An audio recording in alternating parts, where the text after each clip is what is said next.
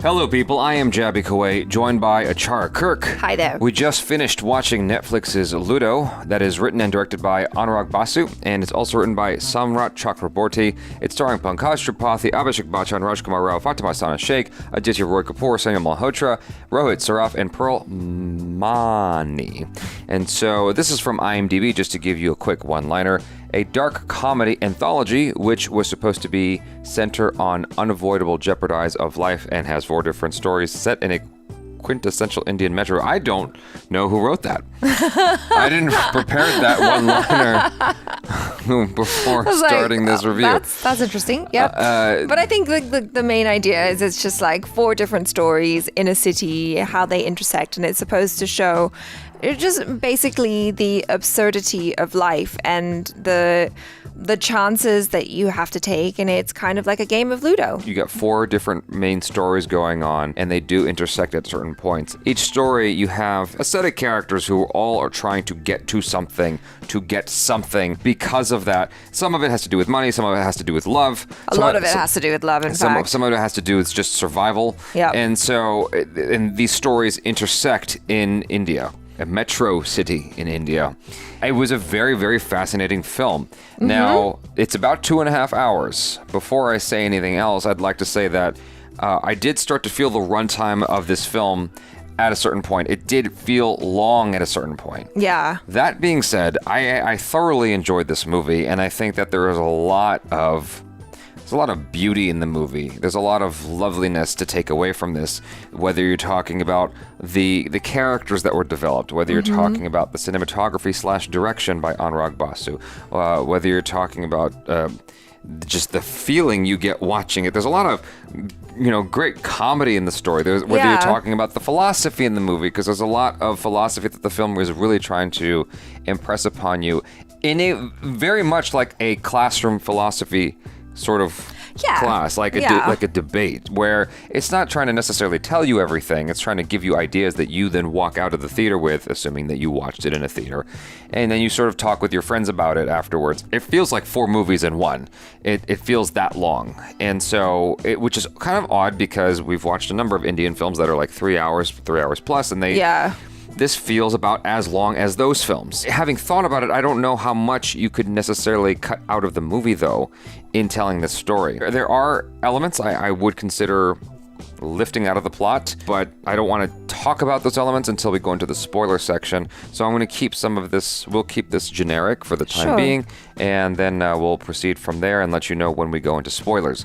So I like Anurag Basu's style quite a bit. I think that he's definitely got a wonderful eye. There were so many moments while watching this film where I was just sort of captivated by the overall look of it. It feels very French cinema to me, kind of like Amélie or something like that. I can see the influences from Western cinema in general. I don't know what Indian influences there were. You guys can educate me in the comments.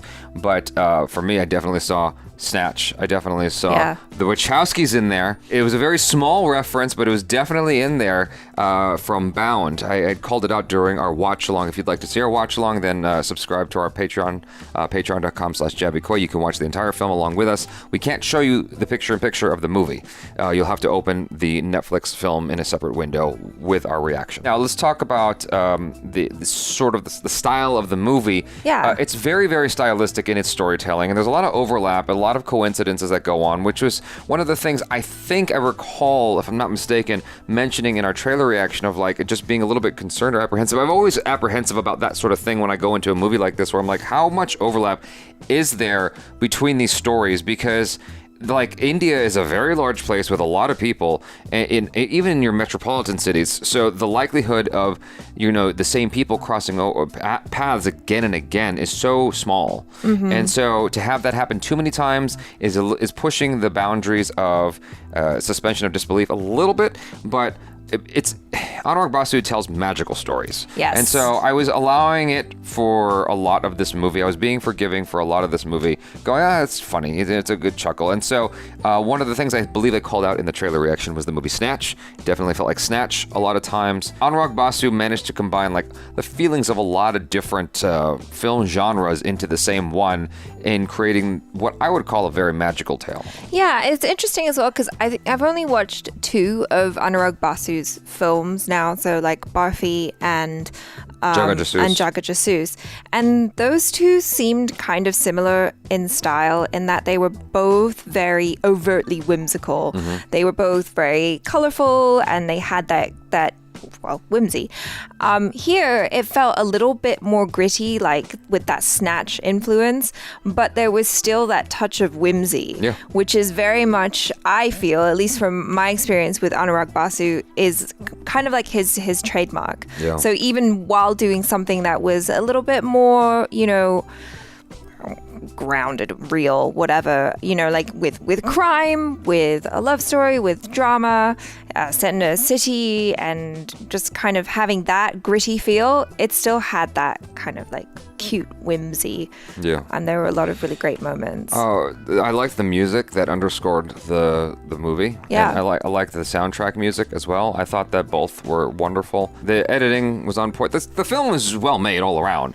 I thought that it was a very, very solid movie, and you can feel the effort and thought that went into it. It's unlike most movies you will watch. I think it's super interesting as well that Anurag Basu was the director and cinematographer for this. Well, he knows what he wants. Yeah, he knows exactly what he wants, and you can see that frame for frame, and it's gorgeous, and the color, the special effects, all of that just works to seamlessly kind of tell the story. Yeah, it's not a perfect movie. No. But to be honest, you'd be hard-pressed to figure out how to articulate what's wrong with it. Exactly. And I think that has a lot to do with misdirection, because there's red herrings going on in that, like, it's constantly showing you one thing and then taking you this direction and then that direction. And so when you have a film like that, it's actually hard to pinpoint what exactly is problematic, because it's doing such a good job of keeping you like, what's going to happen? What's going to happen? You're constantly in that mode of trying to just see where this goes. But there were points in the film where I'm like, okay, where is this movie going? I think that's it. Like when we ended the movie and you were like, let's go straight into this review, I was like, wait, I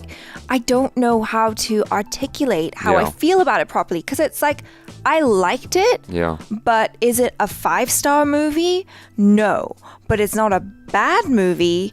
It's not an average movie. It's better than that. But like, I can't really pinpoint why I wasn't like engaged the entire way through, because there were points kind of towards the third quarter where I was like, I'm kind of feeling like a little bit bored. This is a film I would definitely watch again. If we were in the days of not streaming and just had Blu-rays, I would buy this movie in a heartbeat. I think that this is a movie that's worth owning and studying and watching again. There's a lot to take away from here, even though it's not a perfect movie. There's tons of films from Christopher Nolan that aren't perfect, but I love them and will watch them again and study them. And I have. Interstellar was one of my favorite movies of all time. It's a problematic movie, though.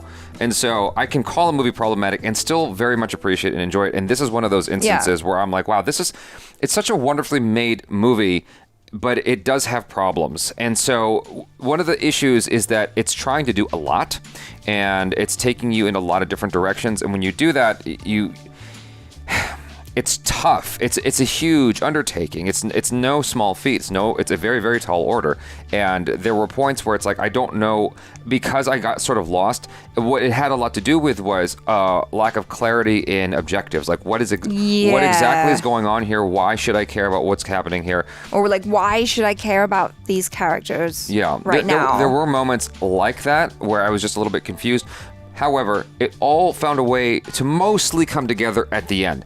It didn't fully come together, but I think for the most part it came together at the end. And so, for the most part, it's forgivable. In large part, it did stick the landing, but it was just a little bit kind of messy in its execution. There was a lot of cool character moments, situational comedy moments. Lots of laughs. There was lots of laughs that were little things. I get a lot of joy and pleasure out of little things. Like, okay, for instance, just as a weird offhand thing, there's a moment where Rajkummar Rao and Fatima Shaikh are together, and she's eating and sort of like getting emotional. And for whatever reason, just like, I guess because it feels real, like her eating and getting emotional at the same time, and it just sort of being messy and ugly, I just found it hilarious because it felt so real. There's a little girl character in this movie, I don't know her name, but she was just wonderful to watch, and she brought a bunch of smiles to my face. There's just lots of wonderful real moments that Yeah. just felt nice, and it brought smile or laughter to me.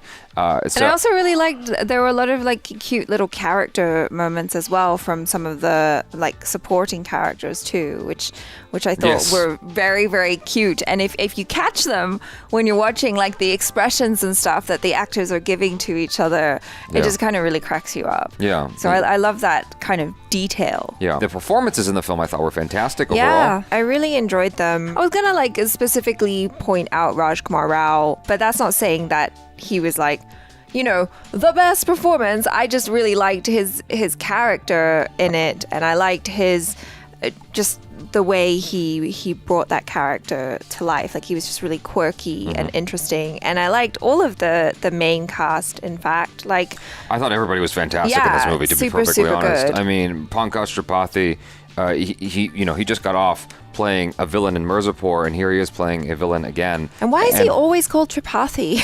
Who knows? But whatever the case is, I thought that, you know, for someone who had just come off 2 seasons of playing a villain, a mafia boss, to play a mafia boss again, and to find a different way to play a mafia boss so as to not overlap the 2 characters, I thought was great. Yeah. I thought he did a really, really good job of finding a new character who also exists in a similar kind of world. I mean, obviously with the help of Anurag Basu, he was able to create this character, but still. Abhishek Bachchan, I just realized, like, I've only properly seen him act, I think, once in the Godfather film, right? Oh yeah, Sarkar. Sarkar is the only other instance that I can recall having properly watched him outside of trailers. And so to see him here, I actually really enjoyed his performance because, I heard, maybe I'm misremembering this, but I heard that his first, I guess, 6 movies weren't great. He wasn't well received by audiences, but because he's Amitabh Bachchan's son, he got more opportunities, more time. More chances. It's certainly paid off in his favor because I actually bought into his performance here. I thought he did a really, really good job. It's good casting. Of playing that guy who has, gone through a lot in the criminal world, tried to leave it, and got sucked back in, so to speak. I don't want to say too much more than that, but I thought that what he brought to the table was actually great. Rajkummar Rao plays this very, very quirky guy. When is he not playing a quirky guy these days? But he plays a very quirky guy who's in love, and he will do anything for that love. Yeah. And he's pushing it into a very theatrical performance, but it was very enjoyable nonetheless. Yeah, because even though it's kind of like very charactery and over the top, it still feels really grounded. Yes. And I appreciated that. Fatima Shaikh, loved her, of course. She did a really great job because Yeah. we know her now, like as a person, as a friend, and it was weird watching her in this because there were moments where I was like, I hate you. Yeah. You're an awful, awful person. But then I'm like, no, it's Fatima. She's really nice. What? But that's because she's doing her job. Well, yeah, I mean, Anurag Basu with the writing and Fatima with the acting combined did a fantastic job to the point that I forgot I was watching my friend. Yeah. And I was getting annoyed. Yeah. I was just like, why are you doing this? Right. Yeah. But she did a great job, and she looked fantastic. She did, yeah. I was like, whoa. Okay, and same for Sanya Malhotra. I thought, the 2 of them did wonderful work in this movie. They were very frustrating characters at points, and I think that's what I enjoyed about a lot of the characters, and I guess that's the whole theme of the movie, right? Well, they feel 3-dimensional. Exactly. It's like nothing's really black or white. You might think someone's a hero, you might think someone's a villain, but like, who are they really? And so I liked how they played with the different shades. Ditya Roy Kapoor did a good job. I liked him. There was a character quirk of his I wasn't really quite clear about. We'll talk about that a little bit later. But overall, I liked what he brought to the table. Rohit Saraf, I'm not familiar with his work outside of this movie, but he was very believable as that guy who was sort of the innocent guy who gets pushed around, and he's just like trying to make his way in the world, and as well as Pearl Mani, who was opposite of him in their particular story. I don't know how much more I can say without going into spoilers, but overall, I would say I strongly recommend the movie. It's worth a watch, It's definitely for sure. worth a watch. Yeah. I would totally be up for watching it again. I enjoyed so much of this movie. We're going to go into the spoiler section of this review, so if you don't want to hear any spoilers, then go ahead and watch the film and then come back and then, discuss it with us. The stuff with Pankaj Tripathi is where I think I started to run into problems with the story because it spent a considerable amount of time with him, and I was just a little bit confused as to why we were spending so much time with him in the hospital. It was just like a lot there. Right. And there was a lot of time spent in the buildup of the film. And I think that if I was to drop anything from this movie, the very first thing I would have dropped was the gods. That, like, easily you save 10 minutes of the movie right there. The movie, I think, is still magical and wonderful, and that the element with the supernatural characters who are sort of watching over this whole thing play out, it was a bit of hand-holding on Anurag Basu's part. Yeah, I agree with you there, but without it, do you think it would have been as cohesive? Yes. I think it would have been cohesive. It's just, I think Anurag Basu's just, that's his way of hand-holding for the audience that doesn't normally watch films like this. Right. So I get it. I didn't need it necessarily. I think that for me, as, I don't know, I kind of consider myself a sophisticated viewer. For me, I watch that and I go, well, you're spoon-feeding me now. Yeah. And if you didn't give that to me, if you didn't have that there, there would be more for me to sort of like pick apart in terms of, in a good way, like to sort of like dissect is what I mean to say, to sort of talk, with you about afterwards and be like, oh, this means this. And you sort of interpret all these different things. Yeah, I mean, but in its defense, it is interesting because you get kind of a more clear insight into his goals thematically, which is just, okay, well, that's supposed to be clear though. Life is chance, and there are no real villains, there are no real heroes. We're all a little bit of everything. Yes, themes, in my opinion, are supposed to be expressed through the storytelling, not through dialogue. Sure. Not through overt dialogue of like, this is the theme of the movie. Yeah. Like he literally calls out the fact that it's a movie in the middle of the movie, and that bugged me. Okay. Near the end of the movie, he goes, the movie's wrapping up now, blah, blah, blah. Like in the dialogue between the gods. And I'm like, why? No, don't do that. Don't do that. That bothered me. There was a big thing that stuck out to me with Sanya Malhotra's fiance towards the end of the film. Where that he was just chill? He was super chill. And I'm like, no. Now you are pulling the Notebook. Don't do that. Like, it really bugs me when you have characters that are chill about things they would not be chill about in real life. He tracked her down to a hotel, and then he was just fine, and he wasn't... He was worried about her. But he wasn't livid after fine. There's no way, on God's green earth, there's no way he's going to be that chill. I just don't buy it. Like, not for a second. My fiance has a porn film. Yeah. He doesn't know the circumstances, right? He could just be giving her the benefit of the doubt. It's like, how long ago was that? Would you? But then he sees the dude. No. You don't. No. No one's that cool. No one is going to be that cool. You start from a place of confusion and rage, and then you work your way towards positivity when you uncover information. There's no way she was dodging him, and she lied to him. She said she was with her parents when she was with this dude. There's no way he's that cool. Your first assumption is that she's sleeping with him again. Like, you have no idea what's going on. Which was a correct assumption. Which would have been a correct assumption. Yeah, exactly. Yeah. And so, no, I don't know. I hated it in the Notebook, and I hated it here. This thing with the tape that she was caught on camera, they played the audio to that so many times in this movie in the first 30 minutes of the film, and I was like, is that really necessary? Like, I get it, I get the point, and I just think it was a little bit too French for me. I was just like, stop playing the audio. I got the idea, and it has been communicated sufficiently. Right. It has shaved off a couple minutes of the movie right there. Nonetheless, like, the camera work they did around it was great.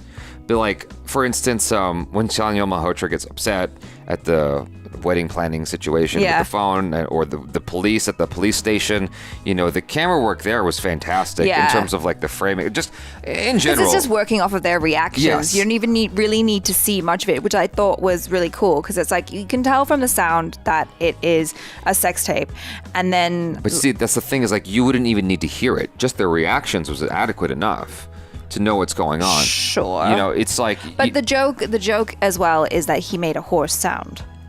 Yeah. So, like, they kind of needed that. But I guess it was overplayed. That's another thing that just was weird to me. It was just a little bit too cute. I'm like, why would he? No.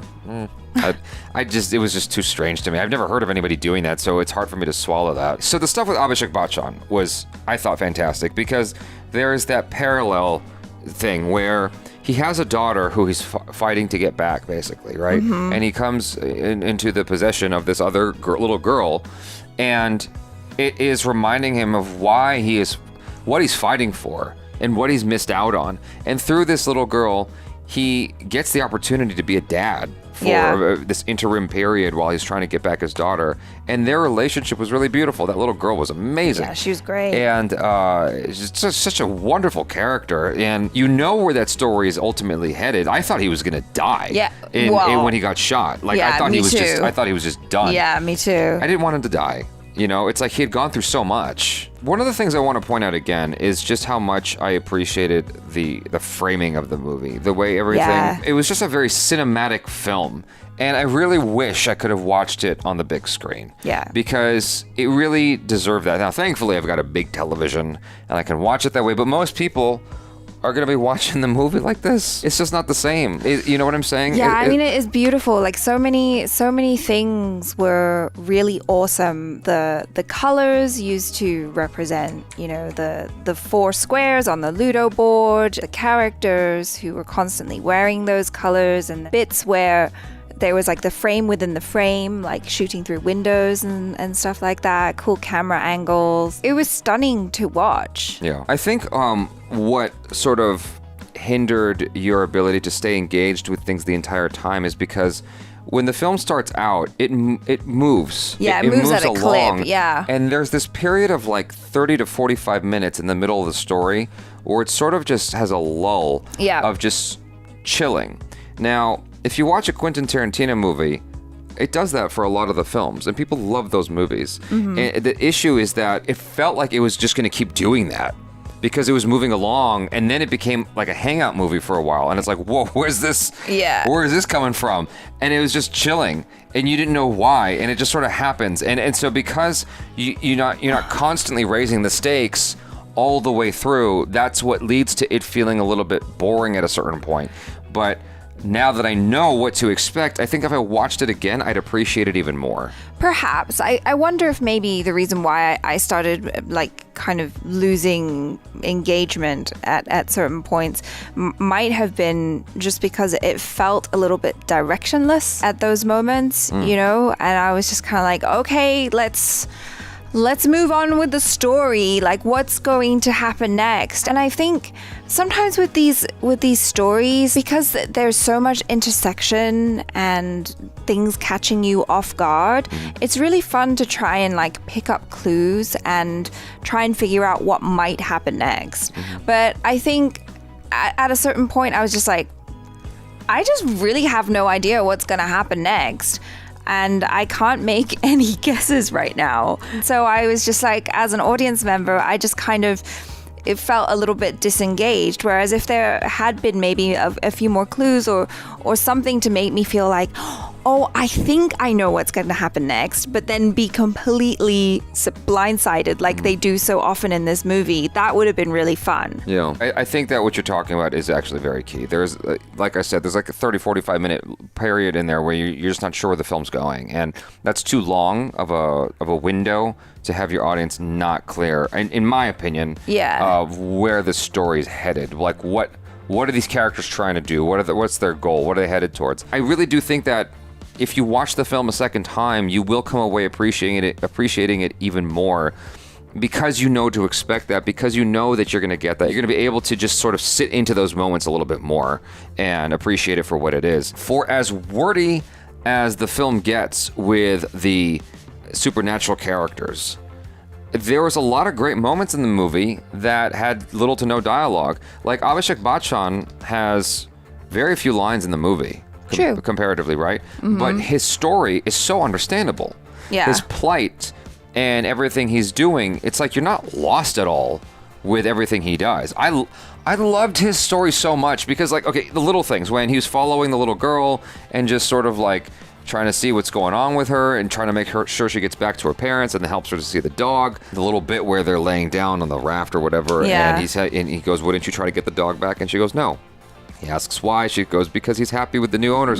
Like, it's a little bit on the nose, but I liked their dialogue. I liked that relationship, and I thought his acting was fantastic. The Rajkummar Rao Fatima Sana Shaikh story was frustrating because it's so fucking real. Yeah. that's why it's so frustrating, because this doesn't feel dissimilar to people. I've met that guy in real life, the Rajkummar Rao character. Have you been that guy? Probably. Yeah. Well, yeah, probably. It goes back to that song I was talking about, Saint Motel. Yeah. Sweet Words or something. I forgot the name of the song again. Sweet Things, Sweet something or another. I forgot the name of the goddamn song, but I mentioned it before, and it's the idea that no matter what Fatima does, like, he just takes it all as, I love you. Yeah. Even though it's just not exactly saying that. Even at the end, it's not exactly clear that she loves him back. She just is getting one more favor from him. The assumption on the part of the audience is that it works out between them, but it's not overtly said. That's true. That's true. It's like we want to be optimistic because, you know, we want him to get the happy ending that he's wanted with her for so long. One of the things that I was not so sure how I felt about was just kind of the treatment of a lot of the female characters in this movie. Sweet Talk is the name of the song. Okay, yeah.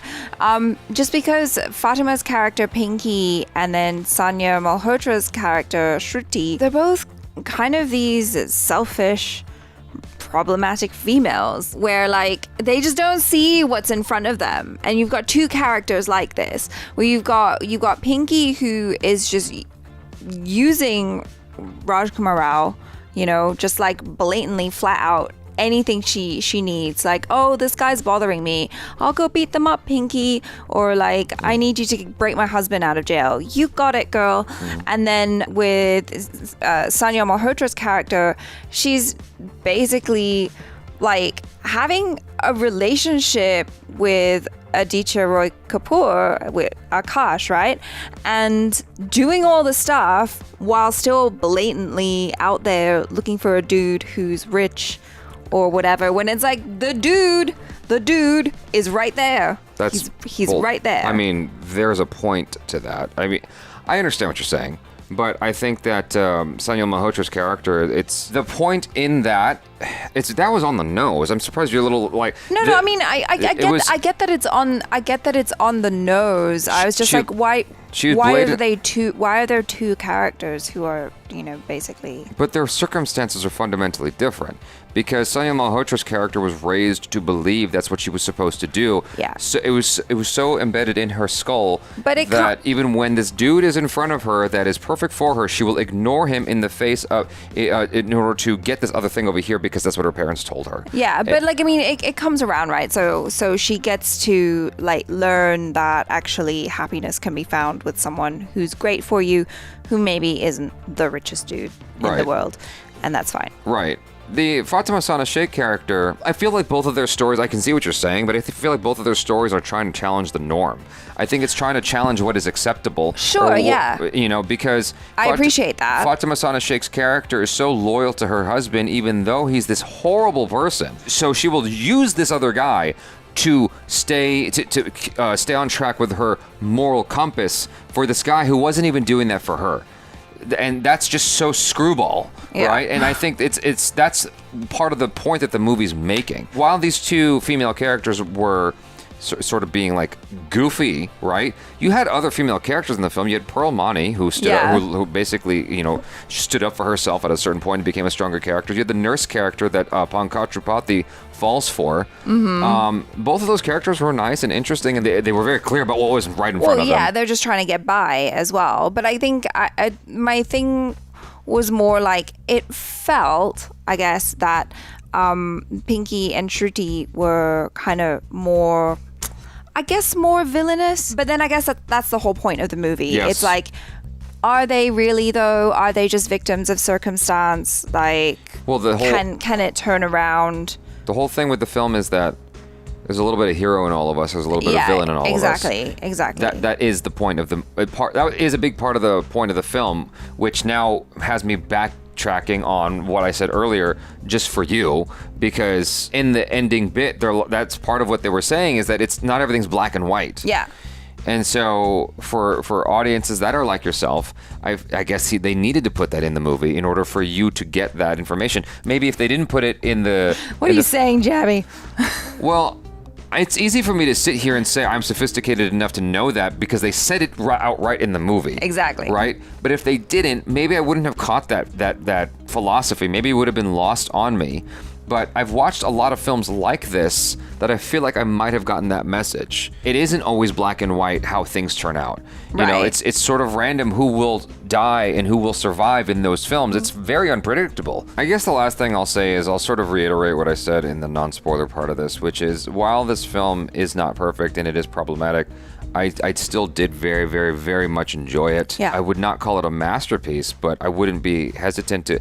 I don't do the star rating anymore, but if I was, I would still give it 5 out of 5. And because it moved me in such a way at so many points, and I feel like there's so much to take from this movie that I wouldn't be able to help but give it 5 out of 5, even though it's super problematic, because between the acting, between the character stuff, between the cinematography and the music and the editing, it's like there are so many things where this movie is just fucking stellar. Yeah, it's got problems in the way that it's executed, and there's a lot of shit that's just super on the nose, and it's like, man, you're really like on the nose. But overall, I had a really, really good time. I guess one other thing that sort of throws me is that at the very beginning, when they introduced Pankaj Tripathi, they had this moment, which is very Tarantino, when he shoots the dude in the bathtub. It has this sort of like freeze frame moment with the colors, and it didn't even bother to say, you know, Raul or anything. It just has this weird freeze frame, and it's super, super stylistic. But there's a threshold you cross where stylistic ends up drawing attention to itself and ends up becoming full of itself. And I think that's a very fine line to cross. And in that moment early on, it did concern me. Thankfully, the rest of the film was so damn good that I was like, oh, it's fine. It's like, I can forgive that. But again, overall, it's just, I really enjoyed it. Yeah, it was a lot of fun. Yeah, I thought that there was just, I would watch this again. Like, I thought there was a lot of fantastic moments and little things throughout the film where it put a big smile on my face or made me laugh. And it moved me and made me think. And it also taught me a lot cinematically. I'm like, oh, I just loved a lot of what it was doing. And I thought that there was a lot of nonlinear stuff jumping back and forth that I thought was also very clever. It keeps you guessing, especially in that first hour. It just like, it keeps you like, oh, where's... And then you sort of put it together and you feel sort of smart because you put it together. And I think that's why I sort of got annoyed with the spiritual characters, because I'm like, no, but you're doing such a good job of like making me feel like Sherlock Holmes and making me feel like I was sort of getting these clues and kind of putting together this puzzle piece. So that's all. Anyway, I enjoyed it thoroughly, and I would strongly recommend it to friends and family. I'm going to recommend it to Raw 2.0, and I want to hear his feelings about it. And I don't do that very often. Like, I'm very selective about the movies I recommend to him. So, anyway, cool. You guys, thanks so much for hanging out. I'm Jaby Koay. This is Achara Kirk. Peace out.